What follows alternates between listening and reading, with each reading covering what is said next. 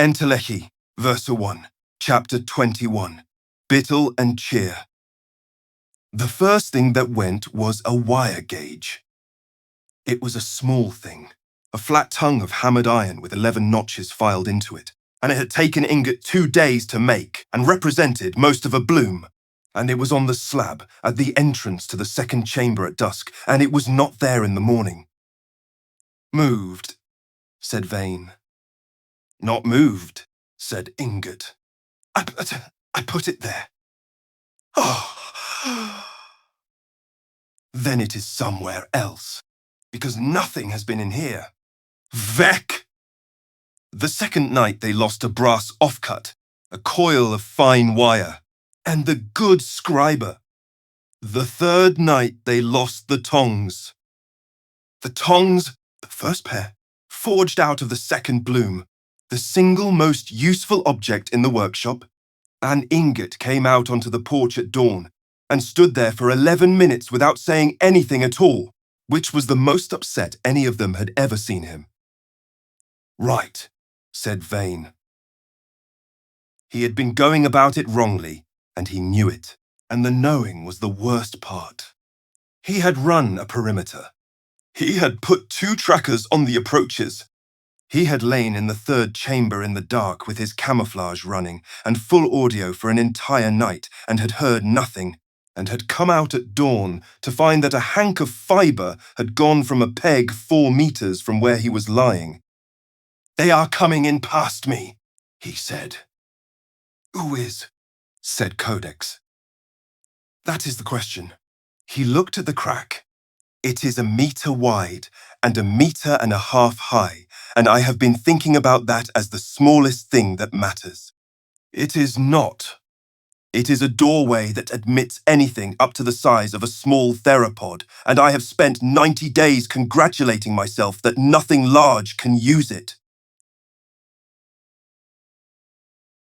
He put out the flower. There was no flower. What there was a 2-meter band of Ingot's fine white river sand, laid 1 millimeter deep across the whole width of the entrance passage at the turn, where the light did not reach and where nothing sensible would think to look at the floor. In the morning there were tracks.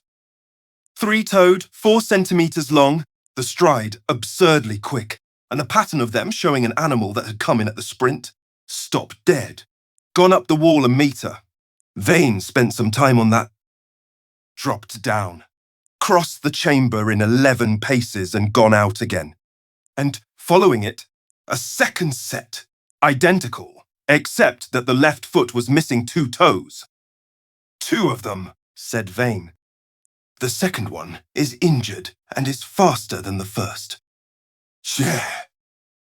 How do you know it is faster? Jail, it's so. Because it caught up. He got them the following night, and getting them took a system. He did not chase, because he had already established that he could not. Over 4 meters a compsognatheid can do what a machine on 4 thin legs cannot, and he had the humiliation on record. Instead, he changed what the room was. He took every small object out of the first 2 chambers and put a single spectacularly attractive item in the middle of the sand, the polished brass shell casing that Ingot had carried through the gate. He weighted it with a spike driven into the floor and a loop of wire. Then he sat in the entrance, in the dark, with the camouflage off, and let himself be plainly visible, because the one thing he had learned in 3 nights was that these 2 were not avoiding him by chance. They knew exactly where he was. Every time. At 2:11, a shadow came down the wall behind him at a speed his tracking suite reported as a fault. At 2:11 and 4 seconds, it hit the loop, went over, tumbled, and came up standing on the sand with the wire round one ankle, and made a noise like a kettle. At 2:11 and 6 seconds, the second one came in through the crack at a flat sprint, straight past Vane's leg, and stopped between him and the first one with its head down and its arms out and its throat feathers up, and stood there, 40 centimeters of animal, 1,100 grams of it, in front of a machine built to fight things that could kill a battleship, and hissed at him. Nobody moved. Cheer, said the one in the wire. Don't. They talked on the porch, because Ingot said that anything with a name deserved to be spoken to outside. Close up, in the light. They were beautiful, in a way that Codex was entirely unprepared for. Slender, upright, feathered along the arms and down the tail in a russet that went dark at the tips, with a fine pale ruff at the throat and enormous eyes. The bigger one, the talker, had a satchel. It was a genuine satchel. A fold of skin lashed with fibre and worn across the body, and Vane knew that because he had opened it and inventoried it, and it had contained the scriber, 3 lengths of wire, 11 small bright stones, a fragment of shell, and one of Codex's spare lens covers. Not the tongs. That was the thing he could not account for. The tongs weighed more than either of them. Right, said the talker, sitting down uninvited on the porch and arranging its tail. Before anything else, everything in the bag was found. It was in my house, said Ingot. Found in your house. It agreed, without a flicker. There's no rule about houses. I've checked. There's a rule about kills and a rule about nests, and there's an arrangement about the wide water, and there is nothing anywhere in this valley about a hole in a hill with things in it that nobody's using. I know, because it's my business to know. I'm Bittle. That's Cheer. Cheer, who had not been caught, and who had come back anyway, and who was standing at the edge of the porch facing away from all of them, watching the slope, said nothing at all. You have been in here 4 nights, said Vane. 6. 4. 6, said Bittle, and I'll prove it. You didn't know the wire gauge was gone till the morning, but it went the night before. And the night before that, we came in and had a look and didn't take anything at all because we were deciding. It scratched its jaw. That's the difference between us and a scavenger. By the way, since you're the sort that likes to know things, a scavenger takes what's there. We look first. Where are the tongs? Said Ingot. What tongs? Ooh. They weigh 400 grams, said Vane, and neither of you can lift 400 grams over that lip.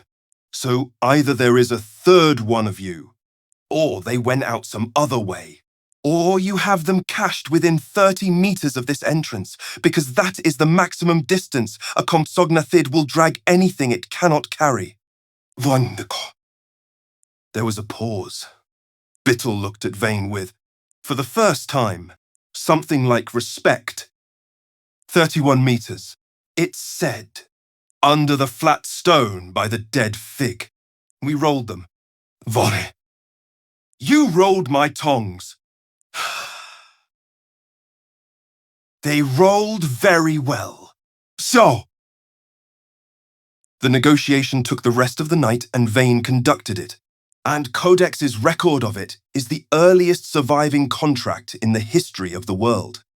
It ran to 11 clauses. Bittle wrote none of them down, and never once got one wrong. The terms, in the end, were these. Nothing was to be taken from Deep Cut, ever, by either of them, including things that were on the floor, including things that were plainly finished with, including. Vane was extremely specific about this, having learned a great deal in one night, things that had been put somewhere as a test.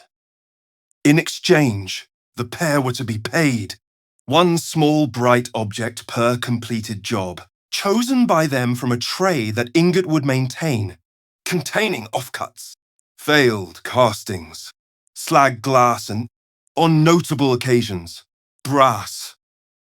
The jobs, at first, were simple. Carry this to the wide water. Go and see whether the herd has moved off the north end of the meadow and come back and say, take this length of fibre down to the plated one on the terrace and bring back what he gives you. Messages, said Bittle, tasting the word. You want us to run messages? Is that a problem? It's not a problem. The Compsognathod's tail was going. Nobody's ever wanted anything off us before. That's the thing about being this size. Everyone looks straight over the top of you. It stood up. One thing. Though, before we shake on it, and I want it said properly because it's the important bit, and you'll get it wrong otherwise. Go on. Oh. We're fast, said Bittle. That's all we are. There's nothing else. We can't fight. We can't carry. We can't dig. We can't reach anything above knee height. What we can do is be 4 kilometers away by the time you finish telling us to go, and be back before dark. And that has never once in either of our lives been worth anything to anybody. It put out a hand, which was a gesture it had certainly not learned from anyone in that valley, and which Vane, after a moment, took in one manipulator. So don't pay us in stones forever. Pay us in stones now. But when this valley finally works out what we're for, you'll want to have been the ones who thought of it first. 2 years later, when the relay across the ash flats went into service, and the Moots news began moving from the head of the valley to the flats in a single day, it moved because 2 Compsognathids ran it, and the rate was 4 bright objects per trip, and Bittle had negotiated that too. Enterlechy, Verse 1, Chapter 22, The Watching Problem. She came up the slope with it in her mouth. That was the part Codex found hardest to process afterwards. Not the destruction, which was instantaneous and total, but the fact that a 2.5-ton ceratopsian had walked 4 kilometers from the long meadow to the fig scrub carrying a ruined micro-drone between her beak tips, in order to spit it onto the porch in front of them. It landed on the slab. One rotor arm was missing entirely. The body was folded through the middle in a way that composite is not supposed to fold. Yours, said Thistle. Vane did not answer. He had come out of the crack at the sound, and he was standing over it. And Codex, who was learning, slowly, to read a machine he had known for 11 years, saw him do something he had never done, which was nothing at all, for 4 seconds. It was above the north end, said Thistle. In the fern. Not flying. Sitting. It was sitting in the top of a tree fern at the north end of the meadow where I feed. And it has been sitting there for... Her head came round. And the frill with it. How long? Bah. 6 days, said Vane. 6 days. It is on a rotation. It moves at dusk. It has been on that station for 6 days, and before that at the top of the terrace for 4, and before that. How many are there? 16, said Vane. Oh. Thistle made a sound that Codex could not classify and eventually filed as the ceratopsian equivalent of laughter. Which it was not. 16, she said. There are 16 of these in my valley. There are 16 of these in my rack, said Vane, and 4 in the air at any time, and one of them is now in 9 pieces on this porch. Do you know what that thing is? Do you have any conception of what you have just... Vane, said Ingot. There are no more of them. There is no line. There is no factory. There is no world that makes these. There are 16 left in the entire history of everything, and there will never be a 17th. And you have put a horn through. Fuck. Good, said Thistle. The argument went on for 2 hours, and it went round and round, because both sides were arguing about different things, and it took both sides a long time to notice. Vanni argued cost and necessity.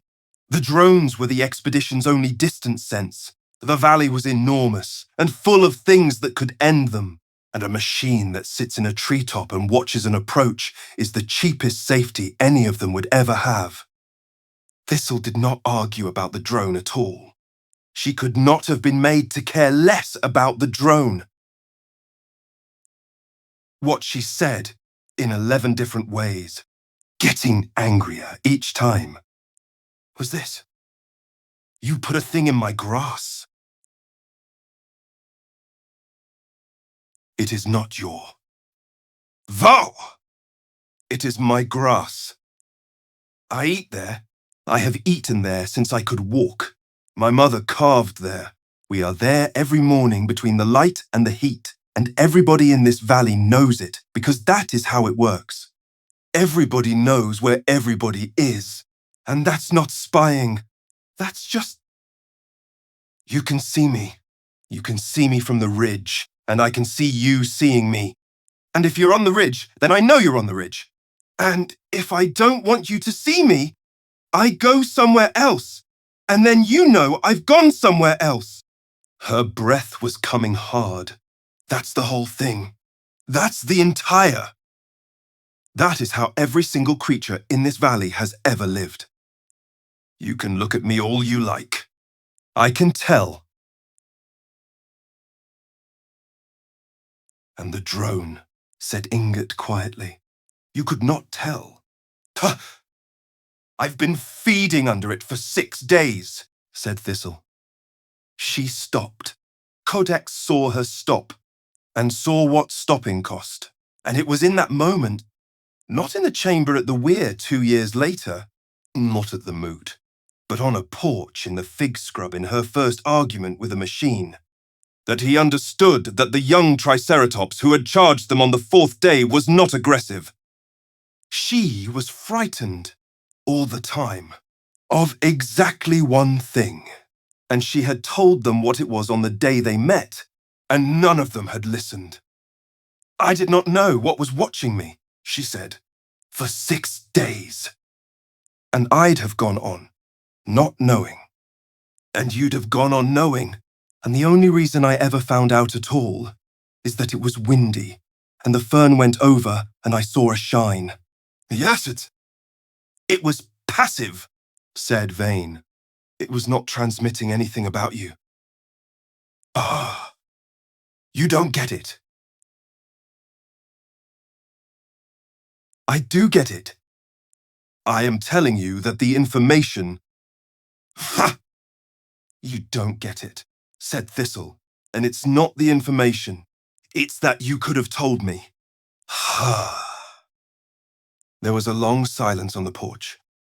You could have come down to the meadow, she said, with a thing in your hand, and said, we want to put this in the top of that tree fern. And it looks a long way, and it'll be there 6 days, and then we'll move it. And I'd have said... She stopped, and something in her face closed. I'd probably have said no. And that's allowed. That's allowed. And then you'd have put it somewhere else, and I'd never have thought about it again. The! Ingot went inside at some point during the 2nd hour and came out with a piece of charcoal and did not say anything and did not interrupt. And while the two of them were still going, he wrote on the rock face beside the entrance, "Under nothing green," in letters a foot high. Nothing watches anyone who has not said yes. Thistle stopped mid-sentence. What's that? she said. It is what you have been saying for 2 hours, said Ingot. What is it for? It is a rule. It is the second one we have got. The first one is about smoke and it is up there, because if we forget it, we choke. This one is up there for the same reason. He stepped back and looked at it. It is on the wall now. So it is not something we agreed with you on a porch and will forget by the wet. It is a thing that is true in this house. Thistle looked at the letters for a long time. She could not read them. Nobody in the world could read them except 3 machines. And that fact, Codex noted it privately and thought about it for years, did not make the slightest difference to what happened next. Say it out loud, she said. The actual words. Ingot said them. Again. Though. He said them again. All right, said Thistle. Vane went down to the meadow the following morning. Alone, and Codex only found out because Bittle mentioned it 11 days later while being paid. He took 2 drones with him. He walked out into the north end of the long meadow in full daylight in front of 41 ceratopsians, which was the single most dangerous thing any of the 3 of them had done since arriving, and he stood at the edge of the feeding ground and waited to be noticed, and was noticed and stood there, while a great deal of very large hostile attention arrived and arranged itself around him. Then he asked. He asked Tessa, who did not come over, and who sent a younger cow to stand and listen and carry it back, which was itself a piece of statecraft that Vane did not understand for a year. He asked for 1 station.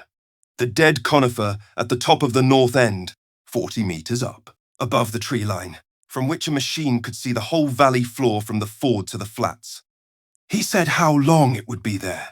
He said what it recorded and what it did not, and that anyone could ask him to take it down on any day, and that if it was ever moved without telling them, he would consider his own presence in the valley forfeit, which was a phrase he had spent the night composing, and which the younger cow repeated, verbatim, all the way back across the meadow. The answer came at dusk, Brobacumsognathid, who charged 4 bright objects for it. It was 1 word, and the word was yes. That station ran for 6 years. It was the first of 11. Every one of them negotiated the same way with whoever held the ground under it. The cliff, the terrace, the thornwood edge, the wash, the wide water. And the whole seeded perimeter cost Vane the better part of 2 years of asking permission from animals who could not read the letters on his wall. It was that network. At 1620, on a hot afternoon 2 years and 8 months later, that registered a fight below the weir and put 3 machines onto the path at a dead run, 11 minutes before 5 young dinosaurs would otherwise have died there.